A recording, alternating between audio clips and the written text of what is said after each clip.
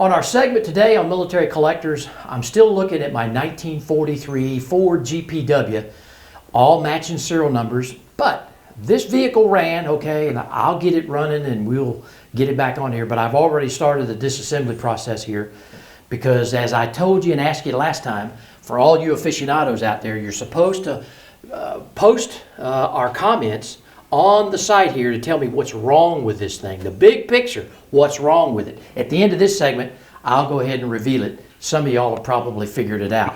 Okay, what I want to talk about today is I want to talk about the fuel system here, and specifically the fuel tank.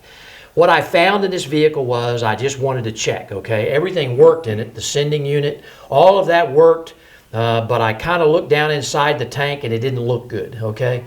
What that normally means is it's probably been redone over the years. 1943, 2020, that's a long time, okay?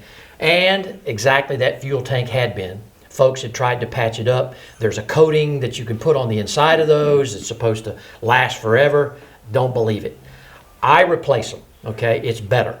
It's just better to replace the tank, put either a stainless steel or a steel tank in there. They've got reproductions. Again, nobody's ever going to know it once it's painted OD green but you, okay? Now, the fuel tank fits right up underneath the passenger seat. Yes, everybody knows, but you can see that the fuel tank well down there is pretty good. And so one of the great things about this vehicle is this is the original tub.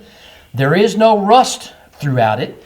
And underneath, it has not had the floor pans replaced. So this thing is pretty well protected through the years. And historically, it's a pretty sound vehicle. But I'll get down in here and I'll clean all that fuel well out, get it recoated, get it repainted.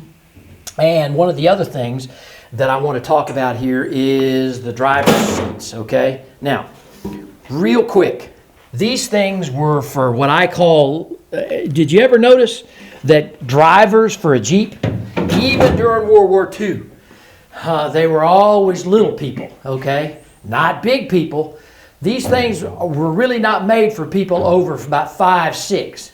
And the reason being is because this thing was backed up against the wheel well and all of that. Well, in another segment, I'm going to show you how you fix that. For all of us that are over 6 feet, that you still want to drive this thing and your chest is not touching the steering wheel, we're going to show you how to do that.